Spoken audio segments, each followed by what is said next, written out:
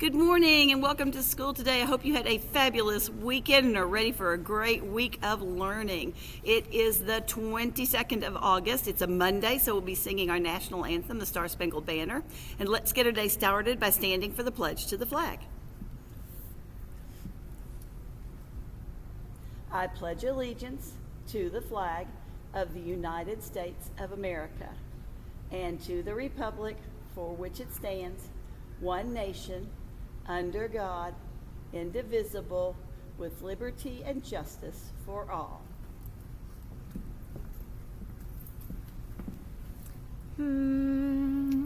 Oh, say, can you see by the dawn's early light what so proudly we hailed at the twilight's last gleaming, whose broad stripes and bright stars through the perilous fight o'er the ramparts we watched were so gallantly streaming, and the rocket's red glare, the bombs bursting in air, gave proof through the night that our flag was still there. Oh, say, does that star-spangled banner yet wave o'er the land of the free and the home of the brave?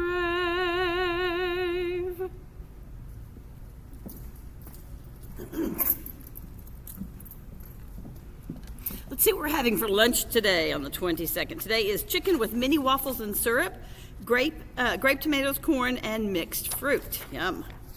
Let's see who might be celebrating a birthday today on the 22nd.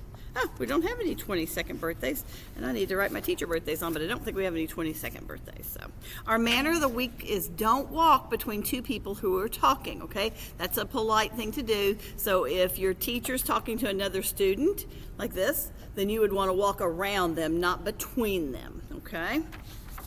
We're still doing some iReady testing, I believe, this week. I think it starts tomorrow, but remember, we're just doing our very best job, okay? Not too much and not too little, all that kind of good jazz. Boys and girls, if you find something that doesn't belong to you, please take it to the Lost and Found, which is by the pumpkin patch. Look for the pumpkin patch sign. But please hang that up so other people can see it. If you just throw it on the little rack thing, nobody sees it, all right? If it's a small thing, there's a box that says Lost Smallish Things, okay? So please do that for me. Just hang those up and then take a look and see. There's lots of jackets right there that are perfect for fall, I've noticed, okay? All right, we have our first golden spatula drawing today. Golden spatula. I'm going to tell you about some winners and stuff. I have a message for that. Okay, here's from Miss Hayden. Thanks for a great first week in the cafeteria. Let's see. Those are things for teachers. Last week's winners for cafeteria, and these are the ones that are all in my container right here, are Johns, Perkins, Denton, Houston, Lee, Miller, Shelton, Shipley, Smitty, Quinn, Kells, Rupert, Wicks, Anderson, Arena, Jones, and Spradlin. And then a quick reminder that we're going to be starting our Specials Rocks awards this week as well.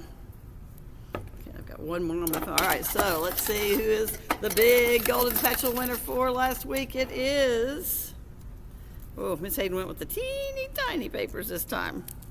My fingernails don't want. It is Mr. Jones' room. So, Mr. Jones, Miss Hayden will come down and have something to share with you. I can't remember what the prize is, but she'll get that with you too. So, all right, I've got lots of celebrations for today. We've got several Red Oak ones, and then I also have a message from Miss Wicks. She had a long list of folks who, a long list of folks who did extraordinary, I love that word, extraordinary work on iReady reading last week, and that was Xavier Banks, Zoe Blevins, Lily Ortega, Connor Speck, and Oakley Squire. So you guys all will be entered in our drawing for Red Oak role models. And then I had this stack for today too. Brooklyn Bowen helped a sad friend cheer up at recess. Jatavion Taylor stayed focused in math class. King Merritt was incredible during groups. Mallory Boysel, Mallory has all the checks. Evelina in Miss Lee's class read silently to herself. Maddie Buffin in Mr. Smitty's class, was silent and paid attention. RJ in Miss Lee's class told the truth and made a good decision. Colton Blake Wagner in Miss Perkins' class waited patiently for the nurse. He was silent. Olivia in Miss Quinn's class listened to all the library expectations. She was silent listening. Natalie Lee in Miss Wicks's class made good decisions. She read a book when she was finished packing up. I bet that was a good book, Natalie. Mr. Shelton's whole class had amazing behavior during drills. Madeline M. in Miss Watkins' class followed all expectations in the library. She set a good example. Hunter in Miss Perkins' room set a good example in the library. Dantrell Christian, this is from Miss Devon, Miss Brent, and Miss Anderson. He was a leader, and they are so proud of you, Dantrell. You set a good example. Peyton R. in Miss Rose's class used good manners with Mrs. Johns. Ellie in Miss Hughes' class followed directions, and she was kind. Mr. Shelton's whole class with I-Ready testing. Some of these look like they might have been done before. Xavier Ball, always on task and learning. Avery Steele in Miss Wicks's class, always pays attention during morning meeting. Talon R. for Miss Rose's class is a good listener. Briley D. in Miss Rose's class follows directions, and Julian Hernandez cleaned up the playground. He set a good example.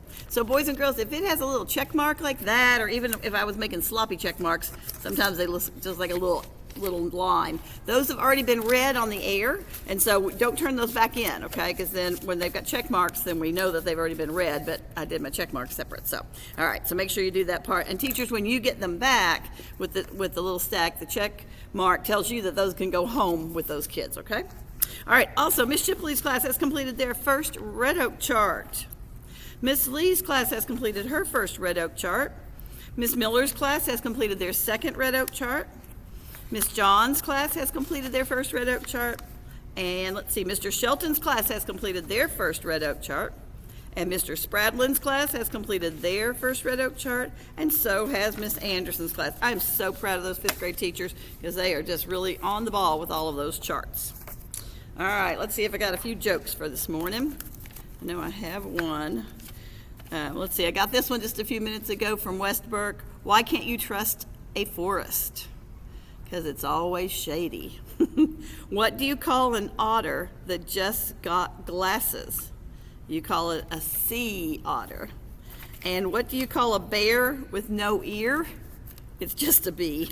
I like that one too. Let's see. What do you get when you cross a pig and a centipede? You know what a centipede, those gross bugs that have a million legs, you call it bacon and legs. I like that one. What do you get when you cross a tiger and a snowman? You get frostbite.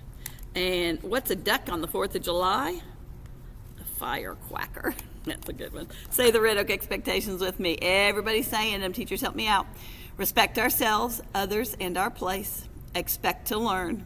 Do our best. Own our behavior. Always treat others the way you want to be treated, and know we can. It is so important to me that you are kind here, there, and everywhere. Remember, please, that our hallways are always silent places. Even if you're walking with just one friend, we're not having any talking because there's always learning going on someplace in our building.